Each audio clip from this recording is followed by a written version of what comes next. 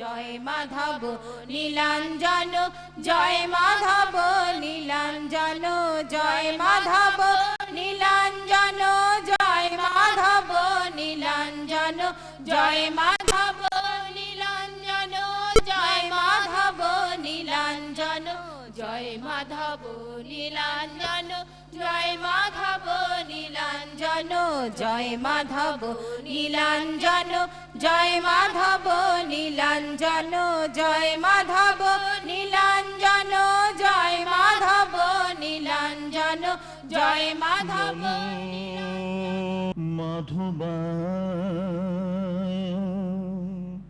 তিসম্পতয়ে পরম গুরবে নমস্তুতে, নমো নমঃ, নমো মাধবায় নীলাঞ্জন ধাত্রিণে অভেদাত্মনে নমস্তুতে, নমো নমঃ, নমো মাধবায় গঙ্গাপতয়ে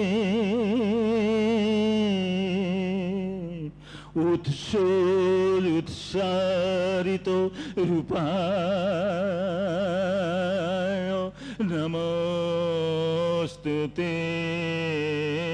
নমো নমঃ,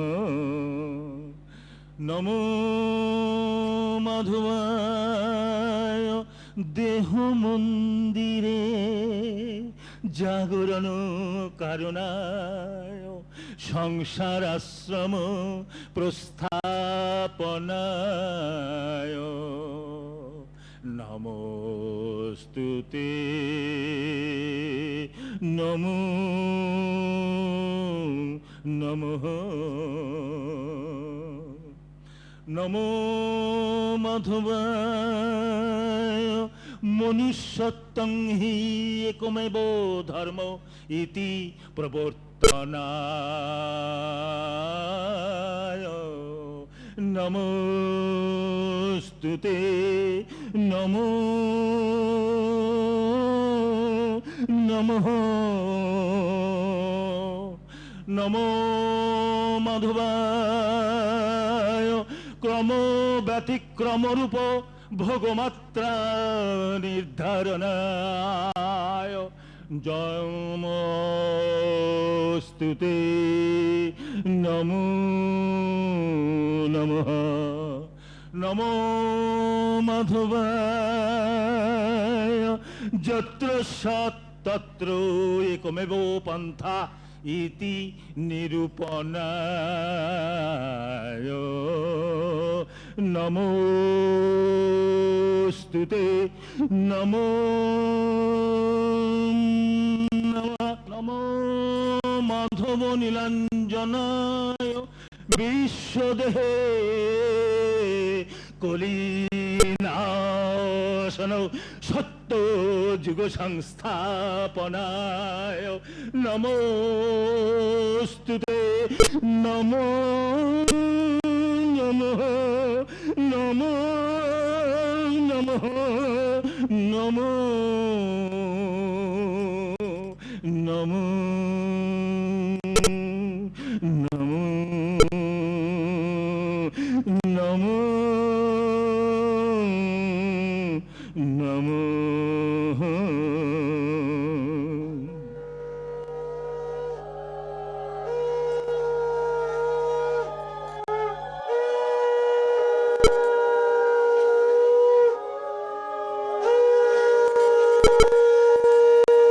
আধ্যাত্মিক আলোচনা, জাগতিক আর আধ্যাত্মিক আলোচনার তফাৎটা কি? জাগতিক আলোচনা লক্ষ্য হল ভালো লাগানো। আর আধ্যাত্মিক আলোচনার লক্ষ্য হল আলো রচনা করা, অর্থাৎ যে আলোচনা ভালো লাগে এবং মনে লেগে থাকে সেই আলোচনাটাই আধ্যাত্মিক আলোচনা। এবং এই আলোচনা শুনতে শুনতে শুনতে শুনতে মনের ভালো লাগতে লাগতে লাগতে লাগতে যখন মনে লেগে থাকবে তখন মনের মধ্যে একটা পরিবর্তন আসবে, যে পরিবর্তনটা ধীরে ধীরে মানুষকে সংশোধিত করে বহির্মুখী মনকে অন্তর্মুখী করে সেই অন্তর আলোকের কাছে নিয়ে যেতে পারে। আলোচনা শুনে জানা আর সেই জানাকে আচরণের মধ্যে এনে তাকে নিজের মধ্যে রূপ দেওয়া, এ দুটো আলাদা জিনিস। আমরা জাগতিক ক্ষেত্রে বই পড়ে কানে শুনে কত কথা জানি, কিন্তু সেই জানাটাকে যথার্থভাবে গ্রহণ করে আচরণে যতক্ষণ পর্যন্ত প্রতিফলিত না করতে পারছি ততক্ষণ পর্যন্ত জ্ঞান হয় না, আলো রচনা হয় না, মানুষ পরিবর্তিত হয় না, সংশোধিত হয় না, আলোকিত হয় না। আধ্যাত্মিক আলোচনার উদ্দেশ্যই হলো আলোকিত হওয়া। এটা একদিনে তো সম্ভব নয়, দিনে দিনে অভ্যাস যোগ, যেটা কৃষ্ণ গীতায় বলেছেন অভ্যাস যোগ। অর্থাৎ যখন ভালো লাগবে মন তখনই যুক্ত হবে। কোনো বিষয় মনের যখন ভালো লাগে তখন তাতে যুক্ত হয়, তখন যোগ হয়। একদিন আলোচনা শুনে তো সেই যোগে যাওয়া সম্ভব নয়, তাই বলছে যে অভ্যাস যোগ। তোমার যদি ভালো লাগে নিত্য নিত্য সেই আলোচনার মধ্যে যদি আসতে পারো, শুনতে শুনতে তোমার মন সুনিপুণ হবে এবং সেই সুনিপুণ মন অতি নিপুণতার সঙ্গে সেই যে আলোচনার ভাব তাকে ধারণ করে সে অন্তর্মুখী হতে পারবে। যাই হোক, মাধব বাবা আমাদের গুরুদেব, উনি দিনের পর দিন আলোচনা করেছেন, তার বহু বই আকারেও বেরিয়েছে, বহু পাণ্ডুলিপি এখনো জমা হয়ে আছে, যেগুলো ধীরে ধীরে প্রকাশ করা হবে। এখন দুটো বিষয়ের উপরে ভিত্তি করে মাধব বাবা তার আলোচনা করেছেন। একটা হলো আলো রচনা করা, দ্বিতীয়টা হলো ধর্মের স্বরূপ প্রকাশ করা। কেননা কলি যুগে ধর্ম সংস্কারের মধ্যে ডুবে কিছু কিছু অন্ধবিশ্বাস, কিছু কিছু অজ্ঞানতা, কিছু কিছু সাম্প্রদায়িকতা, ভেদাভেদ, সংকীর্ণতা, এর মধ্যে পড়ে আমরা অনেকটাই কুসংস্কারের মধ্যে পড়ে গেছি। মাধব বাবার আলোচনার উদ্দেশ্য হলো ধর্ম যথার্থ তার স্বরূপটা কি সেইটা উদ্ঘাটন করা। ঠাকুর রামকৃষ্ণ বলেছেন যে যা নাই দেহ ভাণ্ডে তা নাই ব্রহ্মাণ্ডে। দেহ ভাণ্ডটাকে যদি ভালো করে জানতে পারো তবেই ব্রহ্মাণ্ডকে জানতে পারবে। আশ্চর্যের বিষয়, আমাদের এই যুগে যে শিক্ষা ব্যবস্থা, সেই শিক্ষা ব্যবস্থার মধ্যে আমাদের দেহের মধ্যে কি আছে তার কোনো পাঠ্যসূচি নেই। অথচ আমরা যে বাসায় বাস করছি, দেহটা তো আমাদের বাসা, এই বাসাটা প্রকৃতির দেওয়া এবং খুব সুষ্ঠুভাবে বলতে গেলে এটাই ঈশ্বরের দেওয়া। তাহলে সেই ঈশ্বরের দেওয়া যে আমার দেহ ভাণ্ড, তার মধ্যে যে কত কাণ্ড ঘটছে সেগুলো সম্বন্ধে আমাদের কোনো জ্ঞান নেই। অথচ আমরা বিশ্বের কত কিছু খবর জানবার জন্য পাগল হয়েছি। অর্থাৎ ঘরের ঠিকানা নেই, অন্যের ঘরে কি আছে না আছে তার খোঁজখবর নেবার যে বাসনা, সেটাই হলো বর্তমান শিক্ষা ব্যবস্থার পাঠ্যসূচি। তাই মাধব বাবা এই দেহ ভাণ্ডকে ধীরে ধীরে খুলে ধরেছেন।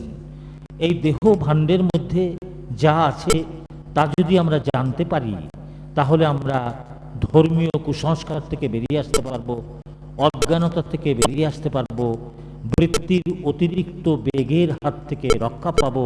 সুতরাং মাধব বাবা তিনি বলেছেন যে এই দেহ ভাণ্ড তাকে ভালো করে জানতে হবে।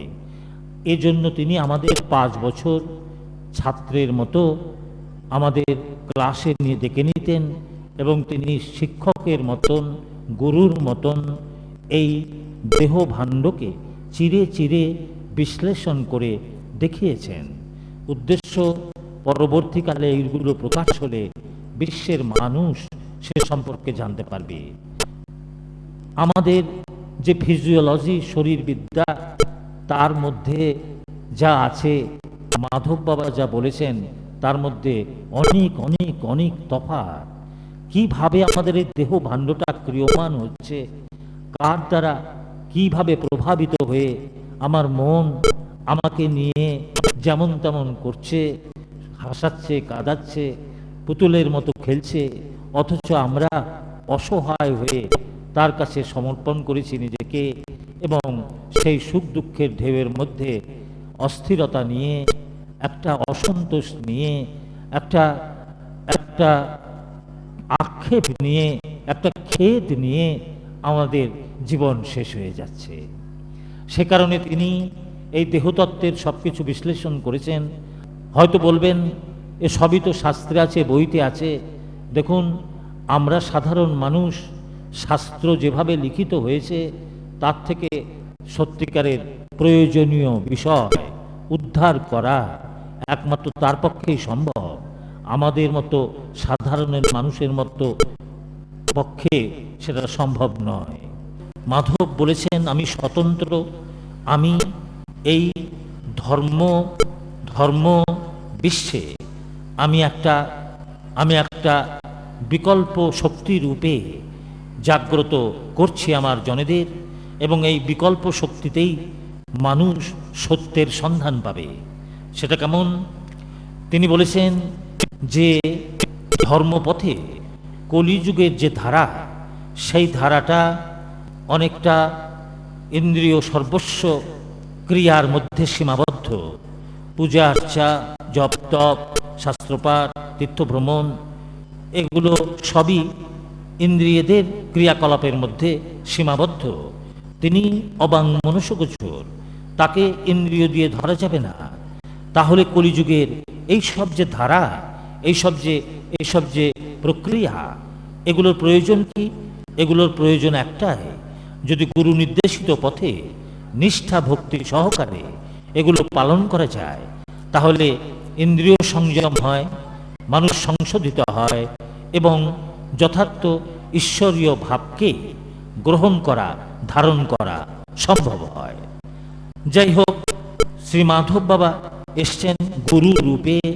তিনি গুরু পথে নিয়ে যাবার জন্য এসছেন, বিধি কর্মের মধ্যে বেঁধে রাখবার জন্য আসেননি।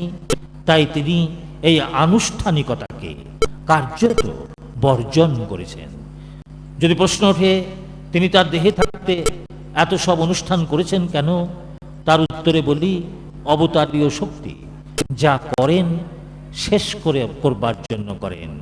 তিনি যা যা করেন বিশ্বের জীবের সেগুলো করার আর প্রয়োজন নেই। তিনি সেগুলোকে ডিফাঙ্ক্ট করেন, সেগুলোকে নিষ্ক্রিয় করেন। সুতরাং মাধব বাবার যে মূল দর্শন, সেটা হলো ভাবের জগতের, এই ভবজগতের ধর্মক্রিয়ার মধ্যেই সীমাবদ্ধ নয়। তাই আমরা যারা তার চরণ প্রান্তে বসে তার শ্রীমুখ নিঃসৃত বাণী শুনতে পেরেছি, তার সঙ্গ করতে পেরেছি, তারা আর ধর্মের কারণে কোনো মন্দির, মসজিদ, গির্জা, কোনো শাস্ত্রাদি, কোনো তীর্থ, কোনো মহাপুরুষের আশ্রয় আমাদের নেবার দরকার নেই। কেননা মন যদি ভব বিষয় থেকে ভাব বিষয়ের মধ্যে উৎসাহ পায়, প্রেরণা পায়, তাহলে তো সে সত্যের পথে হাঁটবার যোগ্যতা পেল। যে সত্যের পথে হাঁটবার যোগ্যতা পেল, তার তো কোনো সাধনা নেই, তার তো শুধু পৌঁছানো, সেখানে যে উপস্থিত হওয়া, সেখানে যাওয়া। আর কলিযুগে ধর্মের মধ্যে রয়েছে হওয়া এবং পাওয়া। যতক্ষণ ইন্দ্রিয়ের মধ্যে ঈশ্বরের সাধনাকে আমরা ধরে রাখছি, ততক্ষণ মানুষ যে প্রার্থনা করে, যে জপ করে, যে পূজা করে, তার পরিবর্তে সে কিছু চায়, হয় কিছু হতে চায়, না হয়তো কিছু তার বিষয় বা তার কোনো আশা পূরণের দাবি রাখে। কিন্তু যদি একবার মনের মধ্যে ঈশ্বরের ভাব জাগ্রত হয়, তাহলে পরে সেখানে আর হওয়া বা পাওয়ার কোনো প্রশ্ন থাকে না। সেখানে যাওয়া, আমার নিজ গৃহে যাওয়া, আমার নিজ নিকেতনে যাওয়া, আমার পিতৃগৃহে যাওয়া, আমার পিতার সদনে যাওয়া। তাই তো? তাহলে মাধব বাবা এইটা করেছেন। এটা একটা বিকল্প, এটা একটা বিকল্প ধারা, কলিযুগের ধারার ঠিক উল্টো ধারা। এখানে আনুষ্ঠানিকতা নেই, এখানে আচরণশীলতা।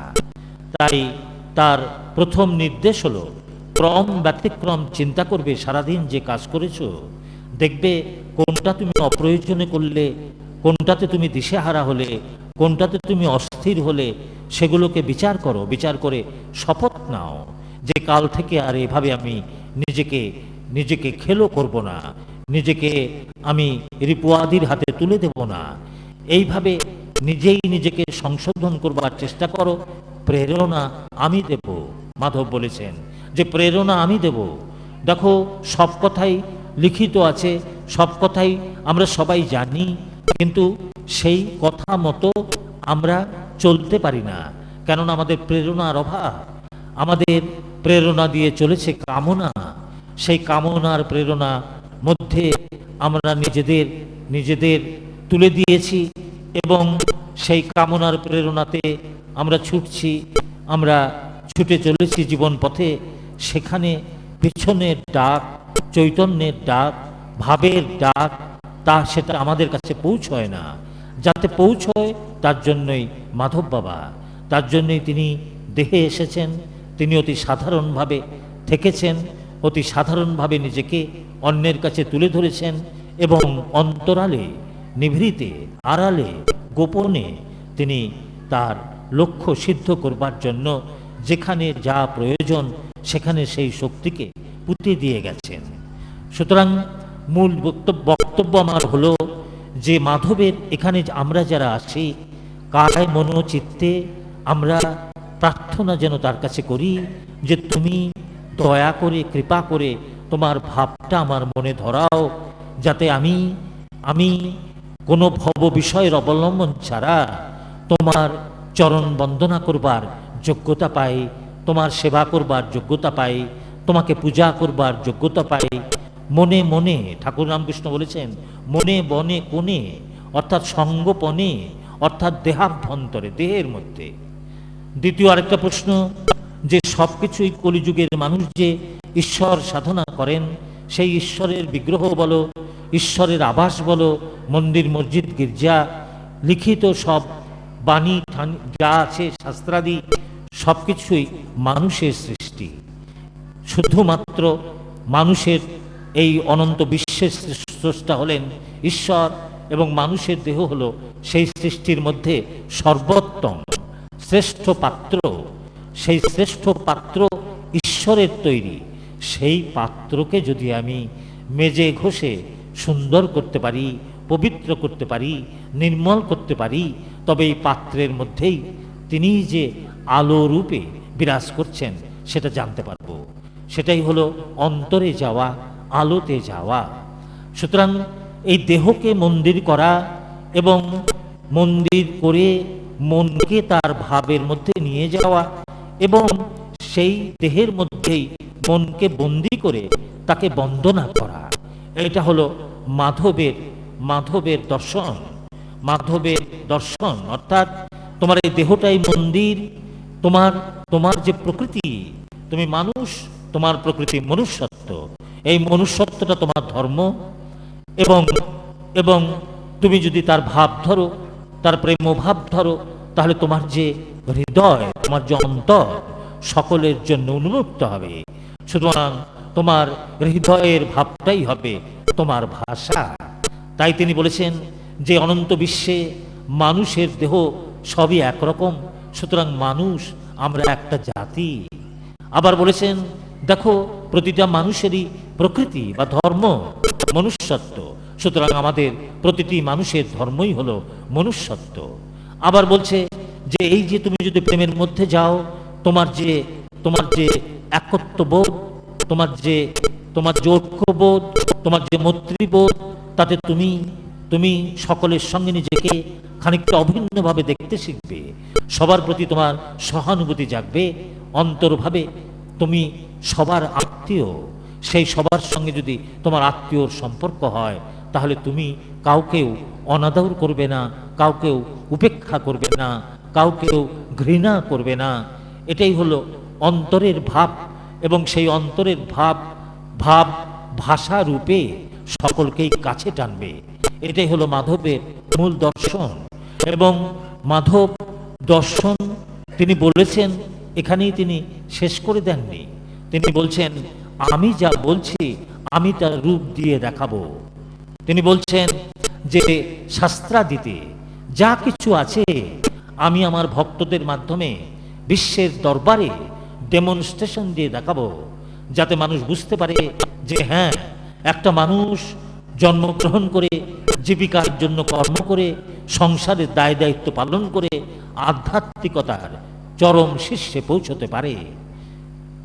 তার উপরে তিনি বলেছেন যে আরও একটা ব্যাপার রয়েছে, যে ধর্মকে যদি বর্তমান বিশ্বে মাথা তুলে দাঁড়াতে হয়, ভগবান বলতে আমরা এখন বিজ্ঞানকে বুঝি, কেননা ভগবানকে যে আমাদের সহায়, এখন বিজ্ঞান আমাদের সহায়, তাই বিজ্ঞানকেই আমরা ভগবান বলি, ভগবানকে আমরা চিনি না। মাধব বলেছেন যে আমি যে শক্তি রেখে গেলাম, সেই শক্তি জড় বিজ্ঞানকে অভিভূত করবে। যে ভগবানকে যে শক্তি অভিভূত করবে, তাকেই বিশ্ব ভগবান বলে মানবে। এবং আরেকটা বিষয় এখানে রয়েছে যে এই মাধব বাবার আমরা যখন সেখানে সূচনা করলাম, তখন 50 জন 60 জন মানুষ আকর্ষণ পেত, আসতো, আমরা একসঙ্গে ওঠা বসা করতাম, আলোচনা করতাম। এখানে যদি সত্য না থাকতো, মাধব বাবা নিজের কথাই বলি, যেখানে অসত্য তার পরমায়ু 3.5 বছর, মাধব বাবার মধ্যে যদি সত্য না থাকতো, তাহলে তিনি 16 বছর দেহ রেখেছেন, আজকে তিনি মুছে যেতেন। তিনি অন্য সকলের মনের কালিমা মুছে দিচ্ছেন, তিনি নিজে মুছে যাননি। সুতরাং তিনি সত্য। এবং এই প্রসঙ্গটা টানবার আমার একটা বিশেষ উদ্দেশ্য রয়েছে, সেটা হলো অবতার তত্ত্বে বলছে যে তাদের দুটো লীলা, একটা প্রকট একটা অপ্রকট। প্রকট লীলায় তিনি তার আকর্ষণের মাধ্যমে তার জনেদের কাছে টানেন, এবং যাকে যেরকম ভূমিকায় তিনি ভবিষ্যতে বিশ্বক্ষেত্রে কর্মে নিযুক্ত করবেন, সেই রকমের শক্তি তার মধ্যে দিয়ে রাখেন। যখন তিনি দেখেন যে আমার প্রয়োজনীয় জনেরা সব এসে গেছে এবং আমার এই লক্ষ্য সিদ্ধ করবার জন্য প্রয়োজনীয় শক্তি বিভিন্ন দেহে আমার দেওয়া হয়ে গেছে, তখন তারা অপ্রকট হন, তারা দেহ রাখেন, তারা নিজেরা থাকেন না। এবং এই যে তিনি দেহ রাখেন, ঠাকুর রামকৃষ্ণের সময়টাকে যদি ইতিহাস রূপে আমরা ধরি, খুব কাছাকাছি সময়, তাহলে আমরা অনেকটা বুঝতে পারবো। ঠাকুর রামকৃষ্ণ যখন দক্ষিণেশ্বরে তার লীলা বিস্তার করেছেন, তাকে কটা মানুষ চিনেছে, কটা মানুষ জেনেছে, কটা মানুষই বা তার কাছে গেছে। তিনি তো ফাঁকা ঘরেই বসে থাকতেন, কচিত কদাচিৎ কেউ কেউ যেত, এবং যারা যারা একটু বিদ্বান, যারা একটু পণ্ডিত, তারা তো ঠাট্টা ব্যঙ্গ বিদ্রুপ করে চলে আসতো। যাই হোক, কিছু কিছু সরল মানুষ, তার জন যারা, তারা সবাই সরল। সেই সরলদের নিয়ে তিনি তার লীলা বিস্তার করতে শুরু করলেন এবং তিনি দেহ রাখলেন 1886 সালে। 1886 সাল পর্যন্ত ঠাকুর রামকৃষ্ণের কথা আমাদের বাংলাদেশেই সকলে জানত না। তারপর ধীরে ধীরে তার ভক্তদের মাধ্যমে তিনি বিশ্বে প্রচারিত হলেন। এটা বলা হয়, অবতার শক্তি দেহ রাখার পর 5 থেকে 6 বৎসর তিনি যে বিভিন্ন দেহে বীজ পুঁতে গেছেন, সেই বীজগুলো অঙ্কুরিত হওয়া, একটু ডালপালা ছড়ানো, তার জন্য লাগে 5 থেকে 6 বছর। এই 6 বছর পরেই তাদের ক্রিয়া শুরু হয় এবং ধীরে ধীরে 16 বছরে সেটা পূর্ণতায় যে শেষ হয়। ঠাকুর রামকৃষ্ণের সময় 86 সালে তার দেহ গেল। বিবেকানন্দ চিকাগোতে বক্তৃতা দিলেন 1891 কি 92 সালের 11ই সেপ্টেম্বর, 5-6 বছর পরে। তখন থেকেই, অর্থাৎ এই বিবেকানন্দের মধ্যে যে বীজ তিনি রেখে গিয়েছিলেন, বিবেকানন্দ তখনও বিবেকানন্দ হননি, যাই হোক, তিনি সেই বীজের প্রেরণায়, তাড়নায় বিভিন্ন জায়গায় ছোটাছুটি করলেন, ঠাকুরের ভাবের মধ্যে ডুবে থাকলেন। ধীরে ধীরে ধীরে ধীরে 1891 কি 92 সালে যখন সেই বীজের ডালপালা বিস্তার হলো, তখন তিনিও নিজেকে বিস্তৃতির পথে নিয়ে যে তিনি সুদূর আমেরিকায় পাড়ি দিলেন এবং সেখানে তিনি যে বক্তব্য রাখলেন, এরকম বক্তব্য বহু মানুষই বিভিন্ন সময়ে রেখেছেন। তার থেকেও ভালো ভালো বক্তব্য অনেকে রেখেছেন। তবু এই বিবেকানন্দের বক্তব্যটা একটা ঝড় তুলল, একটা আলোড়ন আনলো, চারদিকে একটা হইচই ফেলে দিল। কেন?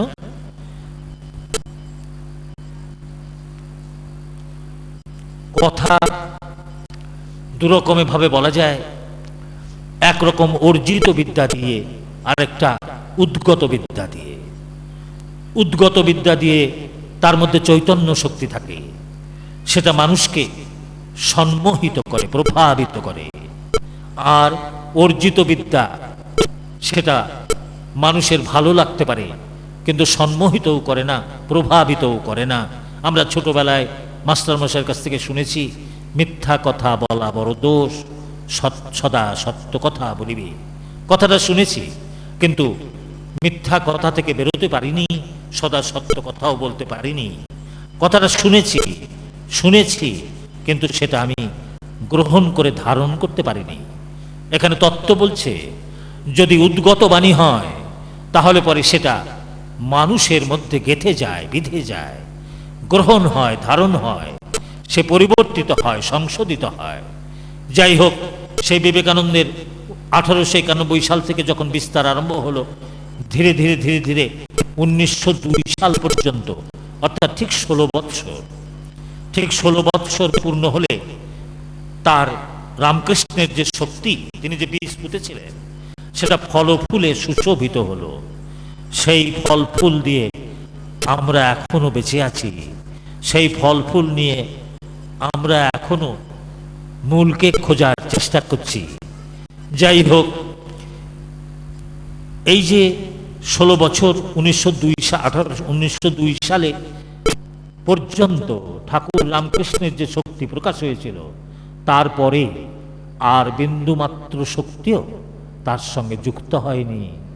সেই শক্তির ভাবমূর্তির মধ্যেই রামকৃষ্ণের মিশনের যত কর্মকাণ্ড। ঠিক মাধব বাবাও আজ 16 বছর পূর্ণ হচ্ছে তার অপ্রকট হবার, এবং তিনি যে উদ্দেশ্য নিয়ে, যে লক্ষ্য নিয়ে, যে শক্তিকে তিনি নিয়ে এসেছিলেন, যে শক্তিকে তিনি রেখে গিয়েছিলেন, সেই শক্তিকে তিনি বিশ্বে ছড়িয়ে দেবার দিন আজ। সুতরাং সেই শক্তিটা ধীরে ধীরে বিশ্বে ছড়াবে। আজকে আমি বলছি, 1 বছরের মধ্যে দেখতে পাবে ঠাকুর রামকৃষ্ণের সময় যেরকম বিশ্বে একটা হইচই করেছিল, কত মানুষ তার কাছে ছুটে এসেছে, এবার তার 100 গুণ বেশি হবে। 1 বছরের মধ্যে দেখতে পাবেন এই বাদু জনারণ্যে ভরে যাবে। কত কত দেশের মানুষ এসে হাজির হবে। এই যে বলছি, টেপ হচ্ছে, লেখা হচ্ছে, যদি মিথ্যা হয় তখন সবাই আমাকে ধরো। এ মিথ্যা হবার কোনো উপায় নেই, যেটা সত্য সেটা সত্যই। যাই হোক, সুতরাং ঠাকুর রামকৃষ্ণ যেখানে শেষ করেছিলেন, মাধব বাবা সেখানে শুরু করেছেন। ঠাকুর রামকৃষ্ণ শক্তিকে বাহির বাড়ি থেকে আমাদের ঘরে ঘরে পৌঁছে দিয়েছেন। আমরা শক্তিকে মা বলে চিনতে পেরেছি, আর মাধব বাবা সেই শক্তিকে ঘর থেকে দেহ ঘরে জাগ্রত করবার জন্য এসেছেন। সুতরাং মাধব বাবা যেখানে শেষ করেছেন, রামকৃষ্ণ যেখানে শেষ করেছেন, মাধব বাবা সেখানে শুরু করেছেন। এবং 2006-এর মধ্যে দেখতে পাবা এই ভারতবর্ষের, এই বাংলাদেশের একটা ছোট্ট জায়গার একটা শক্তি বিশ্ব জয় করবে 2006-এ। এটাও লিখে রাখতে পারো, যদি মিথ্যা হয় তখন বলবে। যাই হোক, ভবিষ্যতের কথা বেশি না বলাই ভালো, বর্তমানে ফিরে আসি। এখন বর্তমানে আমাদের আজকের দিনের যেটা করণীয়, সেটা হলো যে একটা মানুষ তার জীবনে তার অনেক কিছু করণীয় থাকে, তার কর্তব্য কর্ম আছে, সবই আছে। তবে একটা জিনিস বললে বুঝতে ভুল করলে চলবে না, বা এড়িয়ে গেলে চলবে না, যে আমার দেহের মধ্যে সবই আমার চেনা।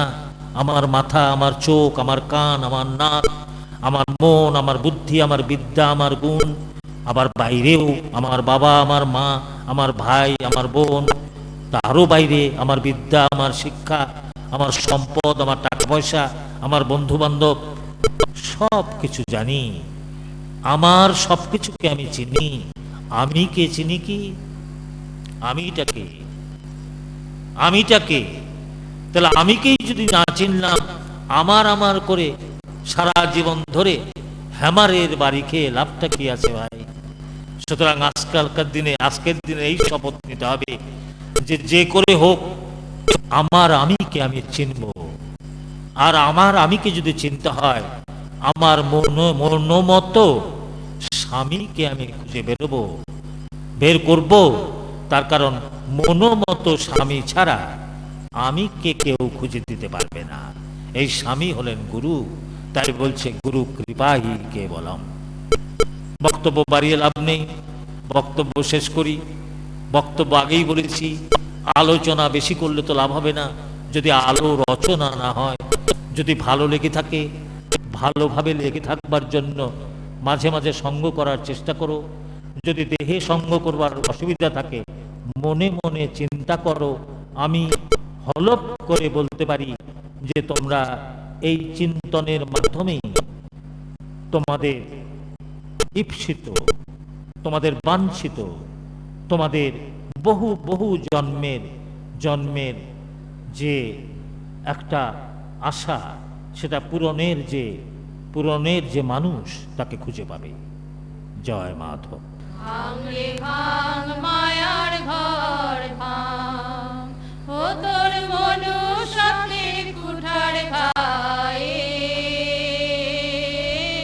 ভাঙ রে ভাঙ মায়ার ঘর ভাঙ, জাগ রে জাগ, জাগ রে জাগ, জাগ রে জাগ, জাগ রে জাগ, থাকিস না তুই আর ঘুমায়ে। ভাঙ রে ভাঙ মায়ার ঘর ভাঙ, ও তোর মনুষ্যত্বের কুঠার খায়ে।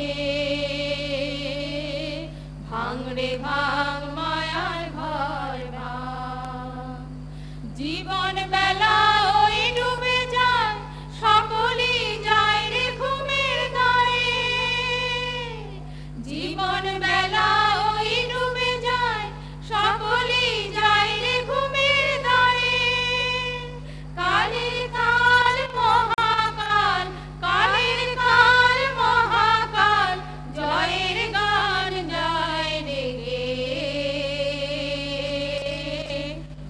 রে ভাঙ মায়ার ঘর ভাঙ, ও তোর মনুষ্যত্বের কুঠার ঘায়ে, ভাঙ রে ভাঙ মায়ার ঘর ভাঙ। জয় মাধব নীলাঞ্জন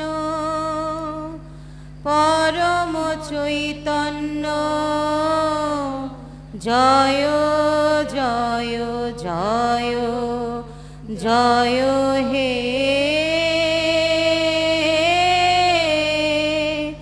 জয় জয় জয় জয় হে, জয় সচ্চিদানন্দ ঘন মাধব নীলাঞ্জন, জয় জয় জয় জয় হে, জয় জয় জয় জয় হে, জয় মাধব নীলাঞ্জন সত্য সনাতন, জয় জয় জয় জয় হে, জয় জয় জয় জয় হে, জয় নিত্য নিরঞ্জন মাধব নীলাঞ্জন, জয় জয় জয় জয় হে, জয় জয় জয় জয় হে, জয় মাধব নীলাঞ্জন পরমাত্মন, জয় জয় জয় জয় হে, জয় জয় জয় জয় হে, জয় চতুর্যুগ নারায়ণ মাধব নীলাঞ্জন, জয় জয় জয় জয় হে, জয় জয় জয় জয় হে, জয় মাধব নীলাঞ্জন সর্ব অবতার সৃজন, জয় জয় জয় জয় হে, জয় জয় জয় জয় হে, জয় মাধব।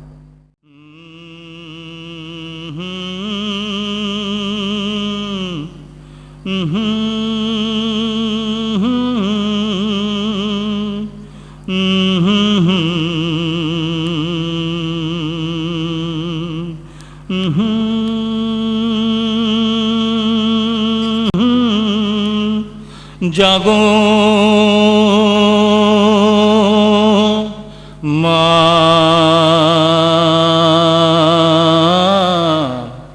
জাগো মা, জাগো মা, জাগো মা, জাগো মা, জাগো মা, জাগো মা, জাগো মা,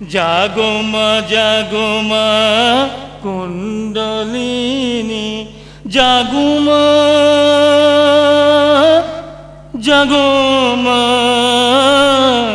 কুণ্ডলিনী।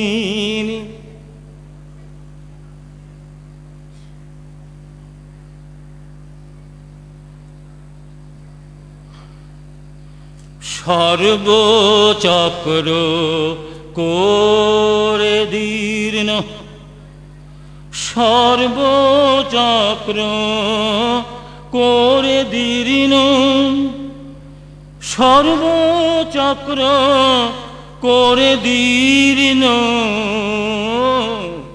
পরমানন্দে হয়ে মা পূর্ণ, সর্বচক্র করে দীর্ণ, পরমানন্দে হয়ে মা পূর্ণ। মাধব সনে সহস্রারে ক্রীড়া করমা লীলা ভরে, তুমি লীলা করমা কুতূহলে, তুমি লীলা করমা কুতূহলে। জাগো মা জাগো মা জাগো মা, তুমি জাগাও মা, তুমি জাগো মা, তুমি জাগাও মা, বিশ্ব মানবেরে জাগাও মা, বিশ্ব মানবেরে তুমি জাগাও মা, তুমি জাগাও মা, তুমি জাগাও মা, তুমি জেগে করো মা, তুমি জেগে করো মা তোমার নাম, তুমি জেগে করো মা মাধব নাম, তুমি জেগে করো মা জয় মাধব, তুমি জেগে করো মা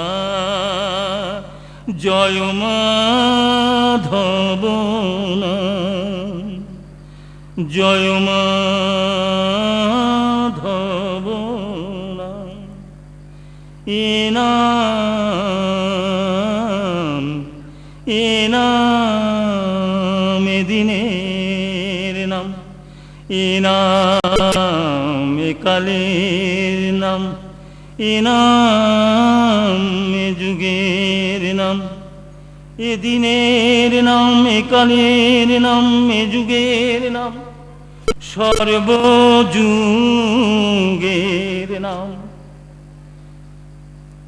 সত্য ত্রেতা দাপরের নাম, এ নাম কলির নাম। জয় মাধব জয় মাধব জয় মাধব। জ্বরের নাম জীবের নাম শিবের নাম, জ্বরের নাম জীবের নাম শিবের নাম।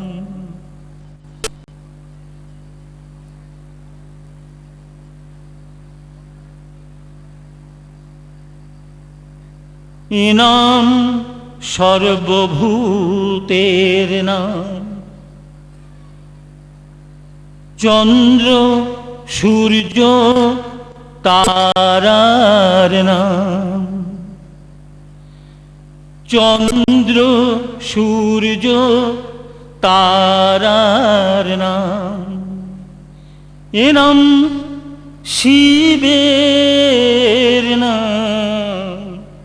জয় মাধব জয় মাধব জয় মাধব।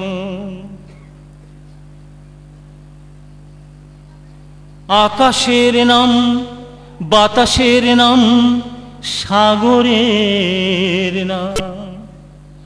আকাশের নাম, বাতাসের নাম, সাগরের নাম।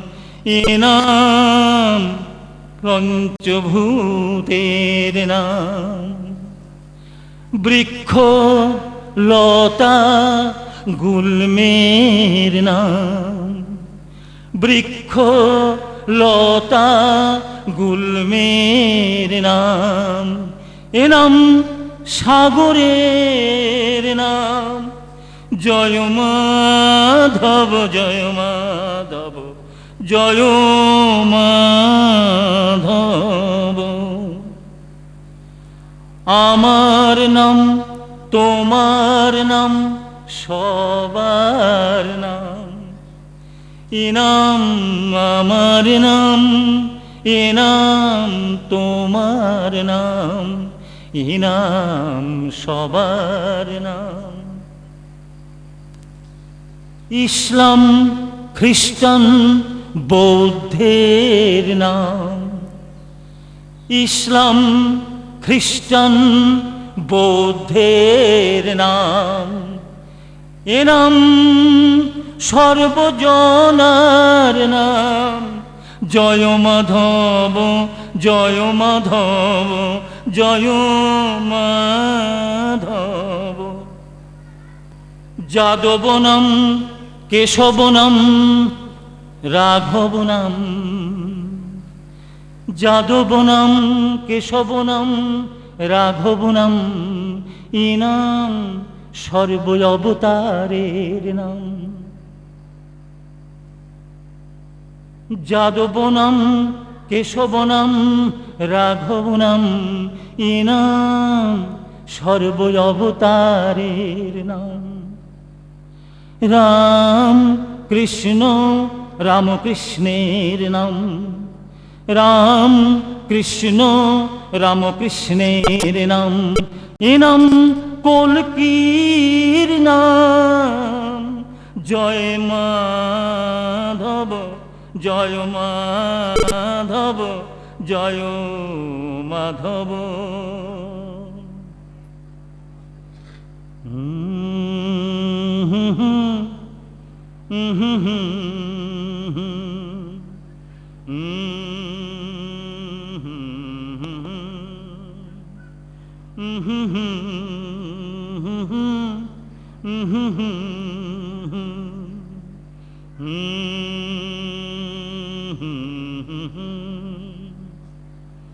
জয় মাধব, জয় মাধব, জয় মাধব, জয় মাধব, জয় মাধব, জয় মাধব, জয় মাধব।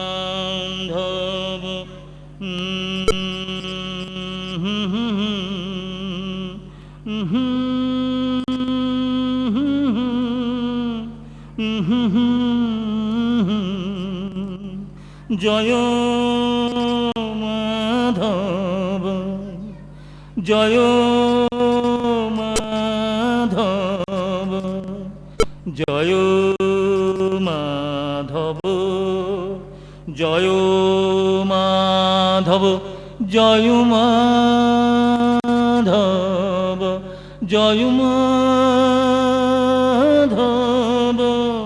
জয় মাধব, জয় মাধব, জয় মাধব, জয় মাধব, জয় মাধব, জয় মাধব, জয় মাধব, জয় মাধব, জয় মাধব।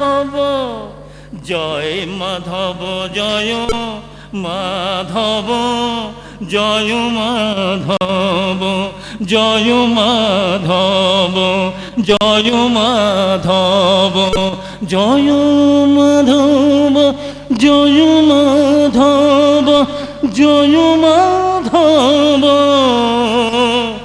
জয় মাধব জয় জয় মাধব জয় জয় মাধব জয় মাধব জয় মাধব জয় মাধব জয় মাধব জয় মাধব জয় মাধব জয় মাধব জয় মাধব জয় মাধব জয় মাধব জয় মাধব জয় মাধব।